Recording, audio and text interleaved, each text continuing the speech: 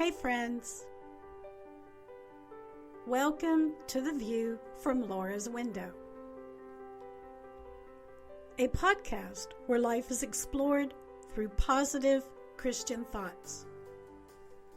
And when I say window, I'm referring to the view or perspective of life and how we think, act, and react. Everyone has a window, and yes, every window has a different view. Sometimes our view may not always be clear, and sometimes it may not always be focused.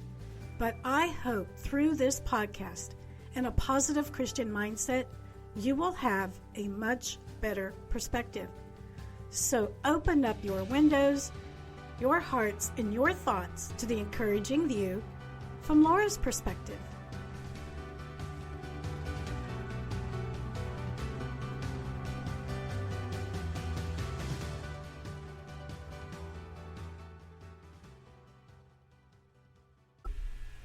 Hey everyone, and welcome back to the podcast. I am Laura, your host, and I am so glad that you are here today.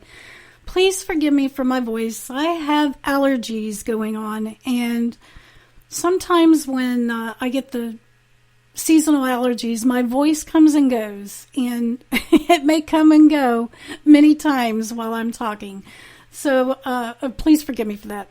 I want to talk a little bit about perspective, because that is what this podcast is all about.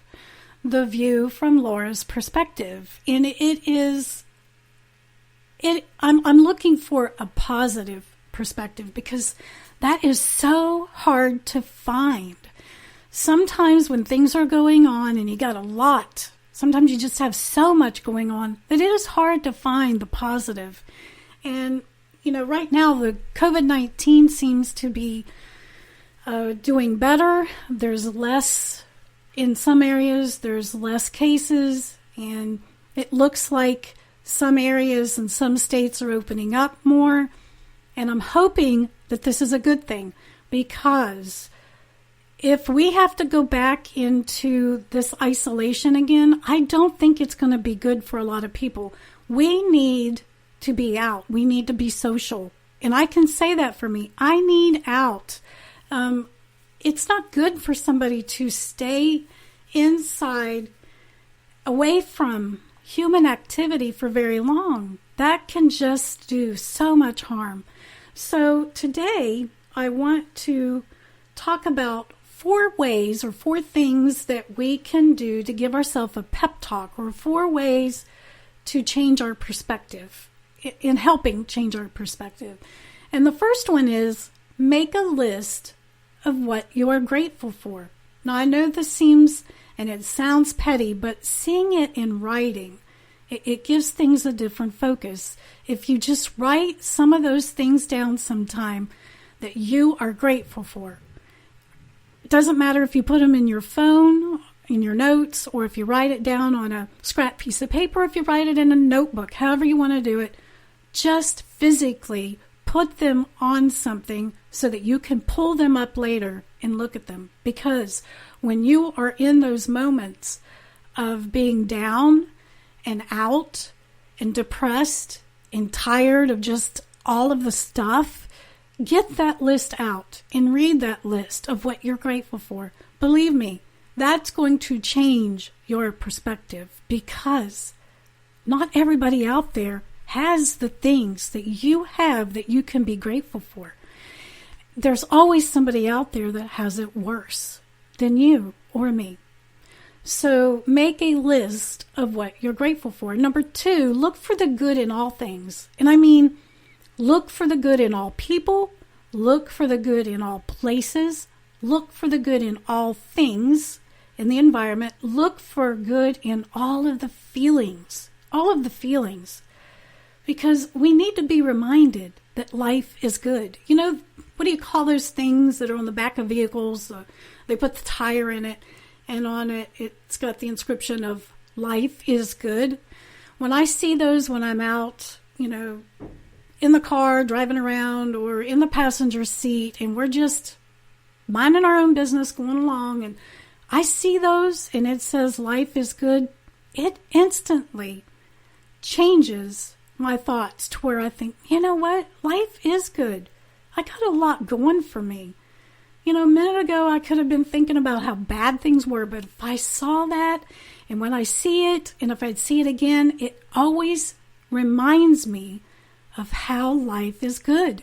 Life is good if we just focus on it and remind ourselves of being thankful for what we have, and just remind yourself that life is good. It is. Just say it. Life is good. Say it as many times as you need to say it, but remind yourself life is good. Number 3, don't be afraid to ask for help.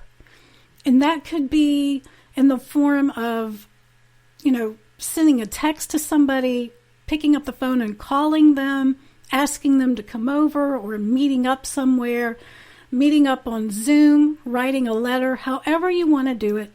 Ask for help. When you find yourself, digging yourself deeper in that rut, and you realize, my thinking isn't so good right now, and it just seems like I can't even stand to be with myself, and, life doesn't look so good, ask for help. It's okay to ask for help. Whoever that person is, the one person that you think you can go to and you can get good, sound advice from, to where they can point out some of the positive things in your life, some of the positive things in the world, some of the positive things that God has supplied you.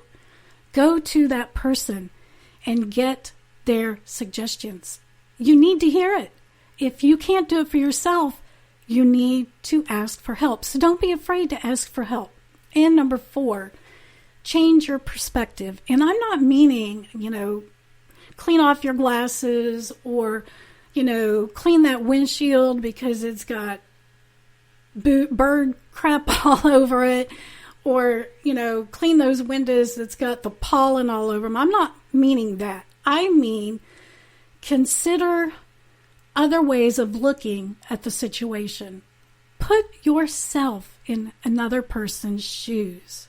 If you put yourself in their shoes, you may be able to find a little bit of positive in your life, and you may be able to find that your life isn't as bad as what you think it is. If there's one thing that you can do this, because when you do this and you change your perspective, this makes you realize you can change, the situation, because you have control over it. You have control over what is in your mind, what's in your thoughts, what you put into it, what comes out. Doesn't matter what somebody says or does to you or how they treat you. It matters on how you react to it. So change your perspective. And that's really all I've got today. I'm sharing this because I've had a rough week. I had a good friend of mine that passed away on Saturday, and I didn't realize it until Monday. Her funeral was yesterday, and I wasn't able to go back home to the hometown where the service was, and I miss her dearly. Even though I see her or saw her on Facebook all the time, it's not going to be the same. It happened so quickly. Nobody knew that it was going to happen. She didn't know.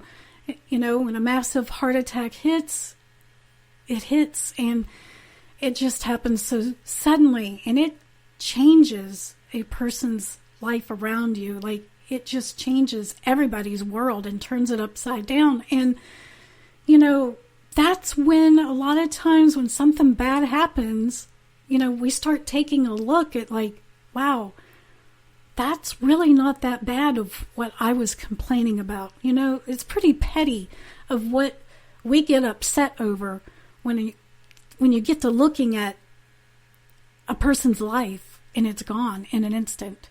And that is the only reason that I'm sharing these things, because I do believe that when you get out there and start, all the states start opening up, you might see some people out there with masks. You might see some without masks. You might see some that are social distancing, and some may not be. But whatever it is that you see, whatever it is that you're doing and they're doing something different, don't judge. Don't judge at first look. Take a minute and just realize we're all human and we're all trying to get through this together. So I do want to end this, as always, with the scripture. And the Bible has so many positive thinking scriptures. And one of them I want to read today is Philippians 4:8. And it says this: "Finally, brothers, whatever is true, whatever is honorable, whatever is just, whatever is pure, whatever is lovely, whatever is commendable, if there is any excellence, if there is anything worthy of praise, think about these things." Look that up, read it. Philippians 4:8. And I thank you for listening, and I hope you have a great rest of the day, and come back next week. And until then, I love you guys.